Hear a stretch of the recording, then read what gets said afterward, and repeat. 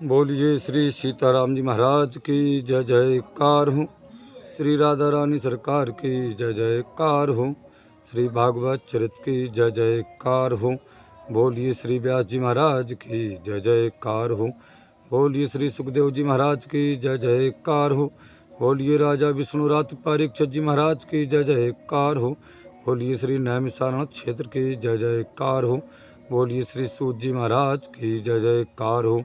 बोलिए श्री सौनक जी महाराज की जय जयकार हो। बोलिए 88,000 संत महात्माओं की जय जयकार हो। बोलिए श्री मैत्रेय मुनि जी महाराज की जय जयकार हो। बोलिए श्री महात्मा विदुर जी महाराज की जय जयकार हो। बोलिए श्री सिद्ध बाबा महाराज की जय जयकार हो। श्री यमुना मैया की जय जयकार हो। श्री मनसला मैया की जय जयकार हो। श्री पथरी वाले हनुमान जी महाराज की जय जयकार हो। श्री खेरप सरकार की जय जयकार हो। बोलिए सतगुरुदेव भगवान की जय जयकार हो। बोलिए काका गुरु महाराज की जय जयकार हो। बोलिए सब संतन की जय जयकार हो। सब भक्तन की जय जयकार हो। अपने अपने माता पिता भाई बंधु गुरु भगवान की जय जयकार हो।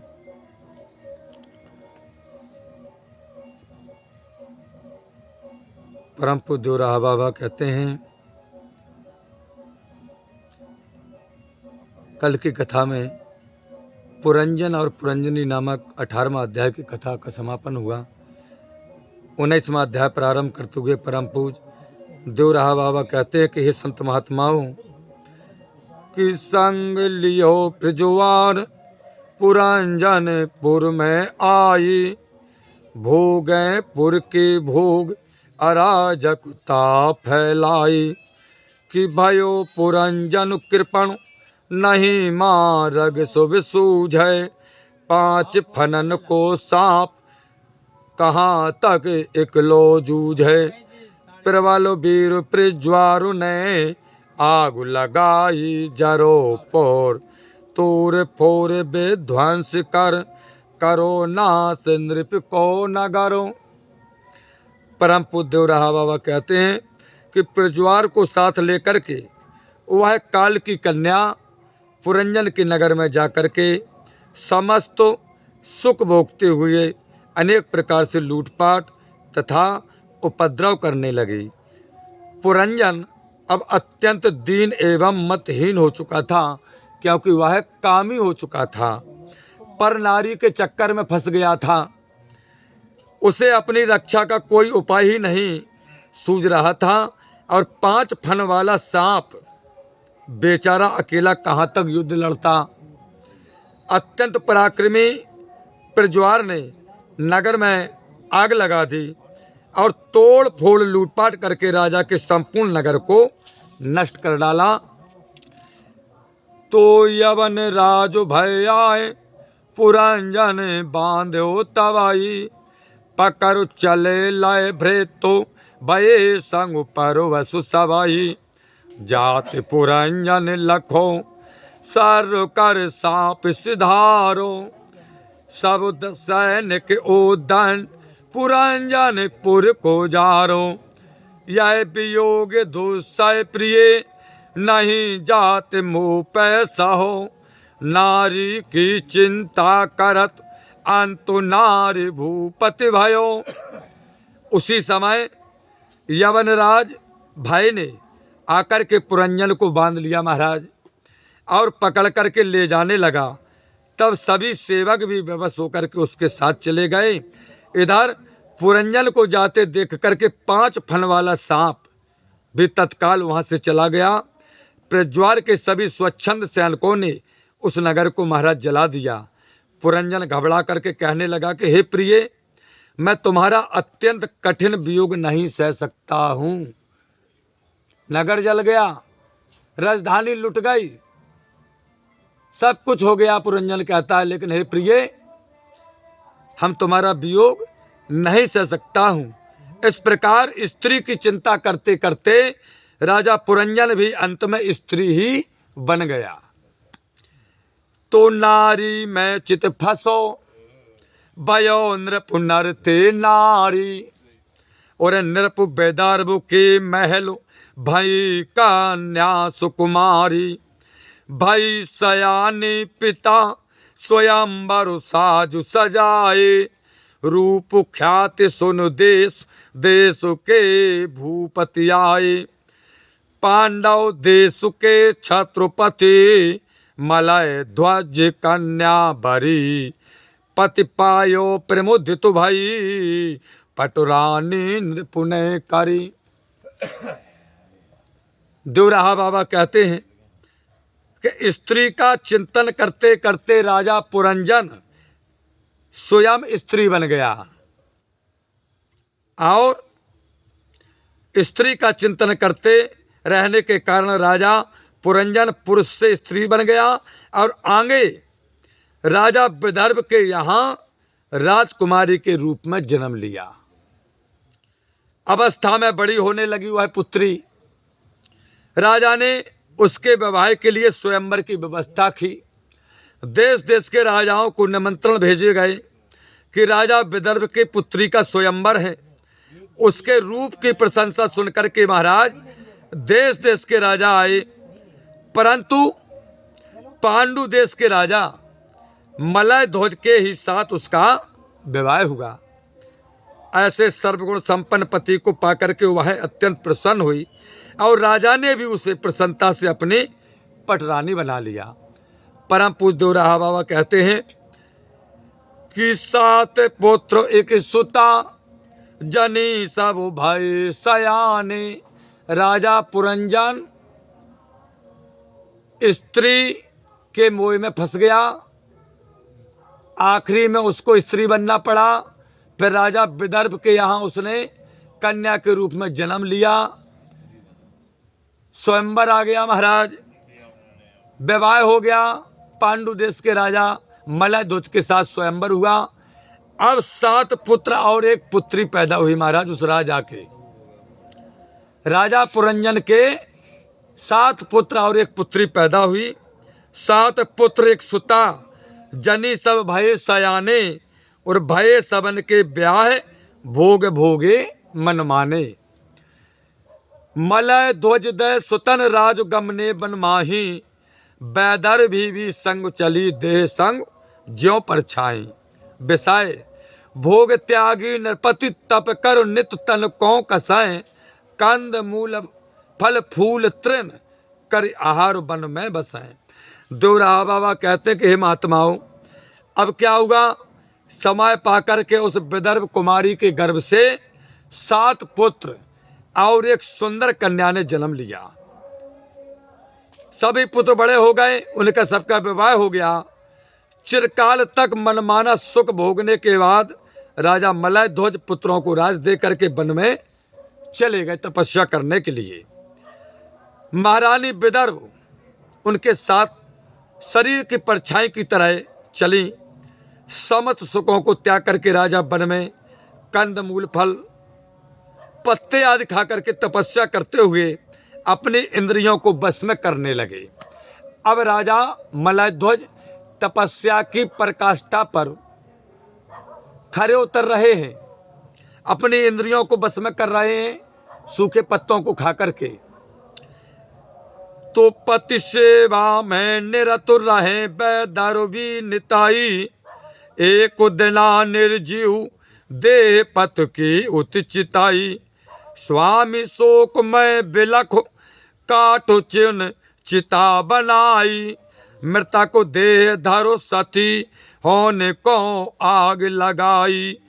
पुरुष पुरातन को तवई दर्शन रानी को भयो, रूवत निरखी नारी तिन दिव्य ज्ञान ताको दयो। देवराहा बाबा कहते हैं कि बैदर्भी भी बड़ी प्रसन्नता से अपनी पति की सेवा कर रही हैं वन में। एक दिन क्या हुआ, बैदर्भी ने देखा कि महाराज का शरीर तो प्राणहीन हो गया है, शरीर का त्याग कर दिया है महाराज ने। तब वह अत्यंत व्याकुल होकर के विलाप करने लगी। कुछ देर के बाद जंगल से लकड़ियां इकट्ठी करके उसने चिता बनाई और उस पर राजा के शव को रखकर सती हो जाने के लिए आग लगाने को परम पूज्य देवराहा बाबा कहते ज्यों ही तैयार हुई उसी समय उसे एक वृद्ध यानी बूढ़ा ब्राह्मण के रूप में पुरातन पुरुष दिखाई पड़ा। क्या दिखाई पड़ा कि ये कोई बूढ़ा वृद्ध ब्राह्मण आ रहा है। उन्होंने उस वैतरणी को रोती हुई देख करके दिव्य ज्ञान का उपदेश दिया।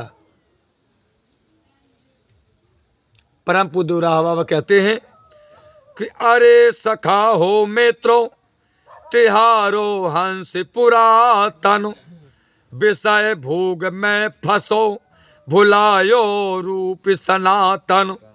नहीं पुरंजन मित्रों न रानी राजा हो तुम, मानस के हैं हंसो एक ही दो तुम हम।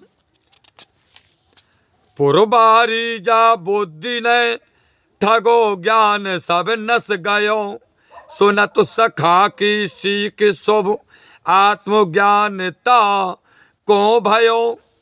परम पूज्य देवराहा बाबा कहते कि हे संत महात्माओं, उस वृद्ध ब्राह्मण ने कहा उस वैदर्भी से, महारानी से, कि अरे महारानी तुम महारानी नहीं हो, कौन हूं मैं?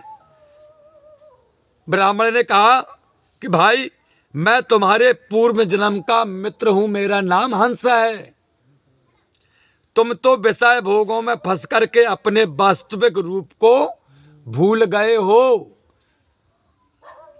तुम जनाना नहीं हो, तुम मर्दाना थे, लेकिन तुम अपने विषय भोग को लिप्त हो गए। हे मित्र, ना तुम पुरंजन हो, ना तो रानी ही हो और ना कोई राजा हो। हम और तुम दोनों तो मानसरोवर के हंस हैं, उस पुरी की जिस पुरी में तुम भूल गए थे, उस महारानी के चक्कर में। बोले उस पुरी की स्वामिनी कौन है? बोले बुद्धि देवी। उस बुद्धि देवी ने तुम्हें ठग लिया था, ठग लिया था तुम्हारी बुद्धि देवी ने तुम्हें, और तुम उसमें आसक्त हो जाने के कारण अज्ञानी बन गए थे। उस वृद्ध ब्राह्मण ने कहा कि हे भाई, हमारी शिक्षा मानो, तुम ना पुरंजन हो ना तुम वैदर्भी हो, तुम तो मानसरोवर के हंस हो। उस वृद्ध ब्राह्मण की बात सुनकर के वैदर्भी रूप हंस को आत्मज्ञान हो गया। उसको अब जो राजा पुरंजन था विषय भोग में फंस गया, पर नारी के चक्कर में फंस करके स्वयं नारी बनना पड़ा, महाराज विदर्भ के यहाँ कन्या के रूप में जन्म लेना पड़ा, पूरी दुर्दशा हो गई। अब आत्मज्ञान होगा उसे। तो राजा पूछे प्रभो ज्ञान अति गूढ़ सुनायो। राजा पुरंजन ने कहा कि अरे ब्राह्मण देवता, तुमने तो बड़ा गूढ़ ज्ञान सुनाया है हमें। तो राजा पूछे प्रभु ज्ञान अति गूढ़ सुनायो, कौन पुरंजन हंस कौन पुरो समझ न आयो। कि मुनि बोले यह जीव पुरंजन धी है नारी, सखा करुण है सभई वृत्तु सब सखी बिचारी। देह पुरी हरि हंस है, प्राण पंच फन सांप है। नौ दरवाजे छिद्र नौ, जीव संग मनु जातो है। देवराहा बाबा ने कहा कि नारद जी ने कहा कि हे राजा, प्राचीन विहारी कहिए। राजा प्राचीन विहारी ने पूछा कि हे मुनि, आपने तो बड़े गूढ़ ज्ञान की रहस्यपूर्ण कथा सुनाई है हमें, परंतु यह पुरंजन और हंस कौन है, ये हमारे समझ में नहीं आया है। राजा ने कहा कि हे नारद मुनि, और यह पुरी क्या है? यह सब गूढ़ बातें मेरी समझ में नहीं आई हैं। नारद जी ने कहा कि हे राजन, यह संसारी जीव ही पुरंजन है।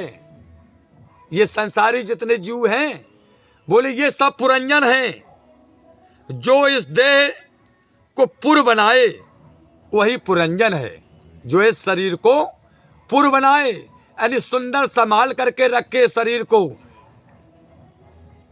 ये मानव शरीर भगवान की बड़ी अलकम्मा है। हमारे बड़े जन्म जन्मांतर के पुण्य है जो मनुष्य शरीर मिला है। हमारा दायित्व तो बनता है कि हमें शरीर को सुरक्षा और पवित्र रखें, क्योंकि इसमें आत्मा रूपी परमात्मा विराजमान है। लेकिन हम मदिरापान करते हैं, हम मांस खाते हैं जिसमें भगवान विराजमान इस देह में, हम मदिरापान करते हैं। कहाँ तक इस आत्मा का तरन तारण होगा भैया? नहीं होने वाला है, क्योंकि ये देह भगवान का शरीर है, ये साधारण भवन नहीं है। परम पूज्य देवराहा बाबा कहते हैं कि जो इस देह को पुर बनाए वही पुरंजन है, सुंदर नगरी सजाए, अवगुणों को भगाए, सद्गुणों को बसाए इस शरीर रूपी पुर में, वही पुरंजन है। और बुद्धि कौन है? बुद्धि ही इसकी महारानी है, पटरानी है। बुद्धि पटरानी है। काम आदि सभी इंद्रियां इसके मित्र हैं, दोस्त हैं, सखा हैं। और इंद्रियों की अनेक जितनी वृत्तियां हैं, हमारी जितनी इंद्रियां हैं, सब इंद्रियों की अनेक अनेक वृत्तियां हैं। बोले वो कौन है? बोले इस बुद्धि रानी की सब सखियां हैं, सहेली हैं बुद्धि रानी की जितनी भी इंद्रियां और इंद्रियों की वृत्तियां हैं। परम पूज्य देवराहा बाबा कहते हैं कि नारद जी ने कहा कि हे राजन, यह शरीर ही पूरी है। श्री हरि ही आत्मज्ञान देने वाले हंस। कौन? परम पिता परमेश्वर, आत्मज्ञान देने वाले हंस। और पंच प्राण ही पंच फन वाला सांप है। जो पंच प्राण है हमारे, वही 5 फन वाला सांप है। इस पुरी में 9 छिद्र हैं, जो 9 दरवाजे हैं। भैया थोड़े शांति का परिचय दो, शांति का परिचय दो, वीडियो बन रहा है। बोलिए श्री सीताराम जी महाराज की जय जयकार हो। 9 छिद्र है महाराज इस शरीर में और 9 दरवाजे हैं। जीव के साथ जाने वाला नायक ही मन है। जीव के साथ किया जाता है हमारा मन, वही नायक है। आगे देवराहा बाबा कहते हैं कि नाक कान और आँख तथा मुख सिसन गुदाए, 9 दरवाजे बने जीव हेते पुरुष बनाए। शब्द रूप रस गंध परम पांचाल कहावतो, भोगे विषयन जीव ने तो निज रूप भुलावतो। रुदन करे जब जीव जय हंस रूप हरो आए के, करुणा करु निज ज्ञान दय करें शुद्ध समुझाए के। नारद जी ने कहा राजन, उस परम पुरुष ने नाक कान आँख के 2-2 छिद्र तथा मुख मूत्र द्वार और मल द्वार, इन्हीं 9 दरवाजों की रचना जीव के आने और जाने के लिए की है। 9 दरवाजों की रचना, जीव का आना और जीव का जाना, सिर्फ इसलिए 9 दरवाजों की रचना की है, 9 छिद्रों के रूप में। शब्द रूप रस गंध और स्पर्श, इन 5 विषयों की प्रधानता के कारण ही यह पांचाल कहा जाता है। परम पूज्य नारद जी कहते हैं कि हे राजन, अपने स्वरूप को भूलकर जीव इन्हीं के द्वारा विषयों को भोग करता रहता है। इन्हीं 5 गंध रूप रस के द्वारा विषय भोगों का भोग करता रहता है। जब यह जीव अज्ञान के वशीभूत होकर रोने लगता है, जब कोई संकट आता है, फिर चिल्लाता है भगवान एक गलती हो गई थी बाबाली हमसे, तब ध्यान आता है, फिर रोता है, चिल्लाता है। परम पूज्य देवराहा बाबा कहते हैं तब हंस रूप भगवान कृपा करके अपने स्वरूप के ज्ञान से उसे विमल बना देते हैं। कब? जब वो रोता है तो भगवान कहते चलो अपने किए हुए कर्मों का प्रायश्चित कर रहा है, रो रहा है, आखिर है तो हमारा ही पुत्र, ईश्वर अंश जीव अविनाशी। हम भूल चुके हैं अपने परमात्मा को, लेकिन पिता कभी पुत्र को नहीं भूलता है। स्वप्नो दे रथ बनो कही मृग तृष्णा मृगया, काल कहो गंधर्व जरा है ताकि तनया, मृत्यु यवनोपति सरसो अंतमय पुर संघारतो, शीत ज्वर अर उष्ण यही प्रज्वारु कहावतो, भ्रमत जीव प्रारब्धोवश कराए कृपा गुरुदेव, जब कृष्ण कथा गुण श्रवणो महे बढ़े चित्त अनुराग तब। देवराहा बाबा कहते हैं कि नारद जी ने कहा कि हे राजा पुरंजन, पुरंजन द्वारा मृगया के अभिप्राय को बताते हुए कह रहे हैं कि स्वप्न की जैसी देह यानी जीव सो जाने पर एक स्वप्न शरीर धारण कर इधर उधर भटकता फिरता है। जब सो जाता है जीव तो एक स्वप्न शरीर को धारण करता हुआ है और इधर उधर भटकता फिरता है। इस पुरंजन जीव का रथ और मृग तृष्णा को यानी मिथ्या विषय प्राप्त की आशा ही आखेट कहा गया है। यह काल क्षण मुहूर्त दिन रात आदि ही चंडवेग नामक गंधर्व पति है और वृद्धा अवस्था ही काल की कन्या है। काल की पुत्री का क्या नाम है? वृद्धावस्था। वृद्धावस्था में सब याद आता है, फिर जब बुढ़ापा आता है सब याद आता है फिर। तो काल की कन्या का नाम है वृद्धावस्था। मृत्यु ही यवनराज भय है जो अंतकाल में इस देह रूपी पुरी को नष्ट कर देता है। शीत ज्वर और उष्ण ज्वर यही प्रज्वार हैं। मानसिक और शारीरिक कलेश ही यवनराज के सैनिक हैं। परम पूज्य नारद जी कहते हैं कि हे महाराज, यह जीव तो भाग के अनुसार भटकता रहता है। किसके अनुसार? अपने भाग के अनुसार। क्यों? बोले जीव अपने भाग का स्वयं विधाता है। हम जैसी करनी करेंगे हमारा जैसा भाग बनेगा।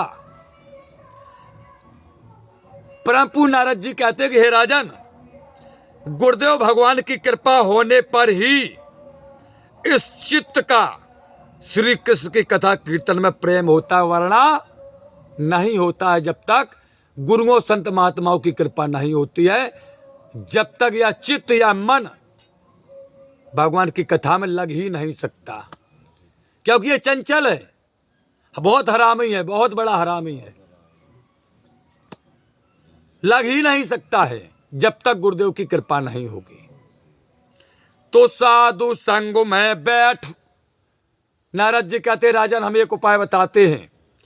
तो साधु संग में बैठो, कृष्ण गुण सुने सुनावे, सरस बिमल हरिचरित सुन तुझे नाही अघावे, कि पानो पात्र करि कान निरंतर उभर उभार पीवे, श्री मधुसूदन मधुर सुधा रस पी के जीवे, कथा भवन में भक्त मिल पीवे भागवती कथा, शोक मोह भय भूख की होए न तिन तन कऊं व्यथा। परम पूज्य रहा बाबा कहते हैं कि कानों के द्वारा आवागमन का नाश, कर्मों के द्वारा आवागमन का नाश नहीं होता है। कर्म प्रधान बताया गया है। नारद जी कहते हैं कि कर्मों के द्वारा आवागमन का नाश नहीं होता, दुखों की अंतिम निवृत्ति नहीं होती। अतः जो साधु सज्जन पुरुषों के साथ बैठकर श्री कृष्ण भगवान के गुणगान करते हैं, उनके बताए हुए रास्ते पर चलते हैं, उनकी परम पवित्र और मधुर कथा सुनकर के अघाते नहीं, जो भी मधुसूदन की अमृत के समान मधुर कथा रस को अपने कान रूपी पात्र में भर भर करके निरंतर पीते रहने से ही जीवित रहते हैं, उन भागवती कथा रस के रसिक परम पूज्य नारद जी कहते हैं कि भक्तजनों को दुख, चिंता, मोह, भय और भूख की चिंता कभी नहीं हो सकती। किसी भी चीज की चिंता नहीं हो सकती है, ना कभी जीवन में दुख, ना चिंता, ना मोह, ना भय, ना भूख और ना पैसा की कमी। देखो बावन लोगों की जलवा है महाराज। हाँ, किसी चीज की चिंता नहीं, यहीं धूनी पे आओ और यहीं दे जाओ। आगे परम पूज कहते हैं कि करम परको है वेदो, मलिनो मति पुरुष बतावे, भक्ति ज्ञान कछु नाही, व्यर्थ सब को बहकावे। बड़े पते की बात है महाराज, सुनो। आजकल के मनुष्य कैसे हैं, समाज में कैसा विष घोलते हैं, यानी उल्टा प्रचार करते हैं। दोराहा बाबा कहते हैं कि करम परको है वेद, मलिन मति पुरुष बतावे, भक्ति ज्ञान कछु नाही, व्यर्थ सब को बहकावे। राजनो जब तक भक्ति योग में चित्त न लगाओ, तब तक नहीं कर कर्म, शांति सुख कहूँ न पायो। सबके आश्रय सर्वगत, जो शोभा के धाम है, आत्म रूप सबके सुहृदो, अविनाशी घनश्याम है। देवराहा बाबा कहते हैं अज्ञानी मनुष्य, कर्मों में आसक्त पुरुष ही वेद को केवल कर्मों का ही प्रतिपादक तथा समर्थक कहते हैं। कौन? अज्ञानी पुरुष, जो कर्मों में आसक्त रहने वाले हैं और भक्ति एवं ज्ञान आदि को व्यर्थ बताते हैं। बोले पूजा भक्ति से क्या होता है, बेकार की चीज है, 80 जेब में डालो, बोले सब कुछ है। हाँ, 80 का युग चल रहा है महाराज। बोले भक्ति से क्या होता है, और बोले ज्ञान से क्या होता है। बोले जित तो तुम सीख रहे, बोले बा स्कूल के हम प्रिंसिपल रहे। बोले जित तो तुम सीख रहे, बोले बा स्कूल के हम प्रिंसिपल रहे, बोले हमें ज्ञान सिखा रहे। ये कौन से लोग बातें करते हैं जो अपने आप को बड़ा ज्ञानी समझते हैं, वो सबसे बड़े अज्ञानी होते हैं। नारद जी कहते हैं हे राजन, आप जब तक भक्ति योग में अपना मन नहीं लगाओगे, जब तक आप अपने भक्ति योग में मन नहीं लगाओगे, तब तक इन सांसारिक कर्म कांडों को करके हवन करो, पूजन करो, यज्ञ करो, भागवत कराओ, खूब कराओ। इन सब कर्म कांडों को करके आप शांति और सुख नहीं पा पाओगे। 5 लाख की भागवत कराओ, महाराज शांति नहीं मिलेगी आपको, गारंटी की बात देवराहा बाबा की। जब तक आप स्वयं अपनी पूजा अपने हाथ और अपने मन और चित्त से नहीं करोगे, तब तक कुछ मिलने वाला नहीं। भाई 5 लाख में कथा करा दी आपने भागवत, क्या मिलो तुम्हें? कुछ नहीं मिलने वाला है। जब तक स्वयं भक्ति योग में अपना मन नहीं लगाओगे, नारद जी कहते हैं, तब तक इन संसारिक कर्म कांडों को खूब करो, आप शांति और सुख नहीं पा सकते। नारद जी कहते हैं कि अरे राजन, वे शोभा धाम अविनाशी घनश्याम ही तो सबके मूल कारण हैं, आश्रय और सर्वव्यापक हैं, जिस आत्मा के संबंध से सब प्रिय लगते हैं। सुनो भैया गौर की बात, जिस आत्मा के संबंध से सब प्रिय लगते हैं, अच्छे लगते हैं, अपने लगते हैं, अपने सर्वस्व सुहृद बन जाते हैं, वह प्रियतम आत्मा तो श्री हरि ही तो हैं, जो अंदर व्याप्त है। कौन है वो? वही आत्मा है, वही परमात्मा श्री हरि है, जिस आत्मा से हमें सब प्रिय अपने लगते हैं। राजनो इंद्रिय जानो विषय ते चित्त हटाओ, मन को कर एकाग्रो कृष्ण चरणन में लाओ। कालो भेड़िया खाए मृत्यु पीछे तय मारे, पीछे है भैया मृत्यु तुम्हारे बिल्कुल। मौका पर चौका लगे और बॉल अगर अच्छी आ गई तो महाराज छक्का लगा दे, मौत तुम्हारे पीछे पड़ी है बिल्कुल। कालो भेड़िया खाए मृत्यु पीछे तय मारे, किंग कर्तव्य विमूढ़ बनो नर नाहि विचारे। नित चर्चा जय विषय की बसी काम नीचे तुम्हें, तजता को श्री हर भजो मन न रहे ग्रह वे तुम्हें। नारद जी ने कहा कि हे राजन, आप इंद्रियों द्वारा प्राप्त होने वाले विषय भोगों से अपने मन को हटाकर क्या करें महाराज? बोले स्थिर चित्त से भगवान श्री कृष्ण के चरणों का ही स्मरण कीजिए। यह काल दिन रात समय, दिन रात कौन? यह काल समय रूपी भेड़िया सबको खाता हुआ दिखाई देता है और मृत्यु मारने के लिए पीछे से घात लगाए बैठी है। फिर भी मोहासक्त पुरुष, कौन से पुरुष? मोहासक्त पुरुष अपने कर्तव्य का निश्चय नहीं करता कि हमें क्या करना चाहिए, हमें क्या करना चाहिए, ये निश्चय नहीं करता है। अपने नशे में मदमस्त रहता है यह अज्ञानी मनुष्य, सदैव विषय भोगों में लगा रहता है, नशे में चूर है महाराज। नारद जी कहते राजन, जहां सदैव विषय सुख की ही चर्चा होती रहती है, उन्हें अरकल का भाव टूट गओ, उन्हें लेट हो गए, पिसिए नहीं बप्पारी मूंग बैली है। ये तो घर गृहस्थी की बातें, अच्छी बातें हैं, और दुनिया भर के विषय भोगों की दो चार लोग बैठ कर के बातें करते हैं। बोले वहां तो मन में सदैव, ऐसे लोगों के मन में सदैव स्त्री बसी रहती है महाराज। जहां विषय भोगों की चर्चाएं होती हैं, जो जो लोग करते हैं उन लोगों के मन में सदैव स्त्री बसी रहती है। काम के साथ राम कहाँ है भैया? जहां कामदेव है, जहां काम की बातें हो रही हैं, वासनाएं की बातें हो रही हैं, तो जहां काम वहां राम कहाँ?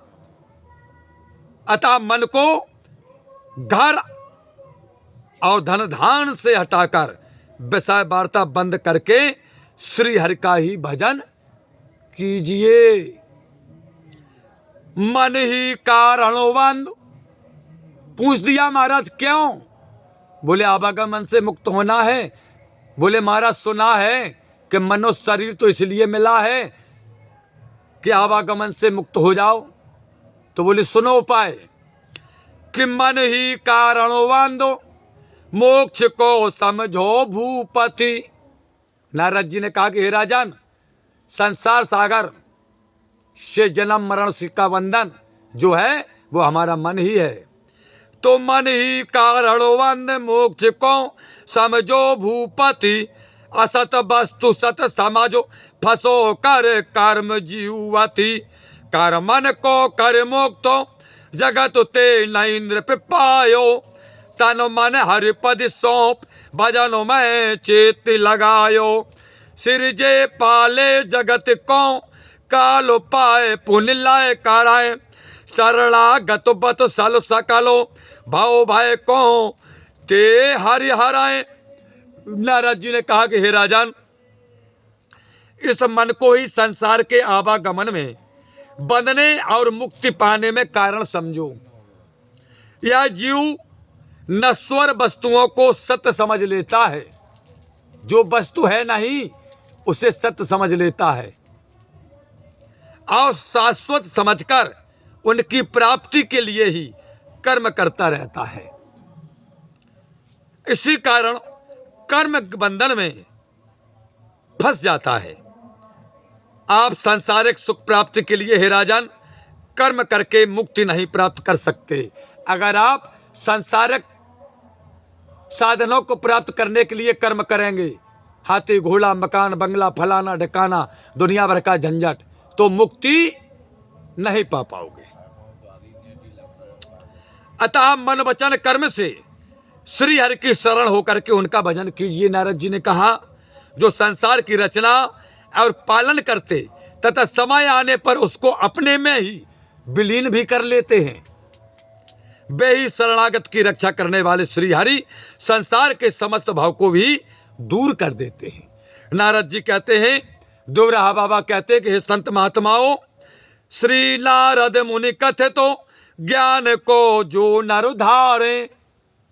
नारद जी ने जो ज्ञान दिया है उस ज्ञान को सुन करके मनन करके अपने जीवन में जो मनुष्य उतारेगा कि श्री नारद मुनि कथित ज्ञान को जो नर धारे, ते न जन्म पुन ले जाल जगु के को जारे। कहो पुरंजन गृही बुद्धि संग फसो देह में, मैं मेरी में बंधो पुत्र धनु धाम गे मैं। हर ही में जे धारु के पीबे प्रूपय प्रेम थे, पावे ते नर परम पदो कहे सुने जे नेमुते। परम पूज्य रहा बाबा कहते कि हे संत महात्माओं, श्री नारद मुनि द्वारा कहे गए इस ज्ञान का मनन करते हुए आचरण करने वाले मनुष्य इस संसार में फिर कभी जन्म नहीं लेंगे। उनका संसार रूप वह जाल जल जाता है। इस देह रूपी घर का स्वामी या पुरंजन यानी जीव कौन है? इस देह रूपी पुर का स्वामी जीव है। जीव बुद्ध रूपी पुरंजनी के मोह में फंस करके पुत्र धन धान और गृहस्थी तथा मैं मेरी बंधन में फंस जाता है कि ये भी मेरा, ये भी मेरा, भैया का भी मेरा, पड़ोसी का भी मेरा, और जहाँ बस चले वहाँ तक मेरा। बोले इसमें फंस जाता है। अतएव हृदय में श्री हरि का ध्यान करते हुए श्री प्रेम से उनकी कथा मृत का पान करेंगे और उसे नियम पूर्वक कहेंगे सुनेंगे, वे मनुष्य परम पद को प्राप्त करेंगे। इस श्री भागवत चरित के द्वितीयाह में पुरंजन मोक्ष नामक 19वां अध्याय समापन हुआ। हे प्रभु आनंद दाता ज्ञान हमको दीजिए, शेर गुसारे दुर्गुणों से दूरी हमको कीजिए, लीजिए हमको शरणों में हम सदाचारी बने, ब्रह्मचारी धर्म रक्षक वीरो वृतधारी बने। यह कार्य जो मैंने उठाया आप ही की आंसू से, ऐसी कृपा हो नाथ की जो पूर्ण होवे दासु की। दीनानाथ अनाथ का भला मिला संयोग, यदि आप तारो नहीं तो हंसी करेंगे लोग। लखन सिया रामचंद्र की जय, पवन सुत हनुमान की जय, उमापति महादेव की जय। बोलो भाई सब संतन की जय जयकार हो, बोलो भाई सब भगतन की जय जयकार हो। अपने अपने माता पिता भाई बंधु गुरु भगवान की जय जयकार हो। बोलिए श्री सिद्ध बाबा महाराज की जय जयकार हो। श्री मनसला मैया की जय जयकार हो। श्री यमुना मैया की जय जयकार हो। पथरी वाले हनुमान जी महाराज की जय जयकार हो। खीरप सरकार की जय जयकार हो। सतगुरुदेव भगवान की जय जयकार हो। काका गुरु महाराज की जय जयकार हो। अपने अपने माता पिता भाई बंधु गुरु भगवान की जय जयकार हो। समस्त भक्तजनों की जीवन की जय जयकार हो। परम पूज्य सतगुरुदेव भगवान का आशीर्वाद सभी भक्तजनों के जीवन पर सदा बरसता रहे, इसी कामना को लेकर के अपनी बाणी को विराम देते हैं। हरि ओम। शांति शांति शांति।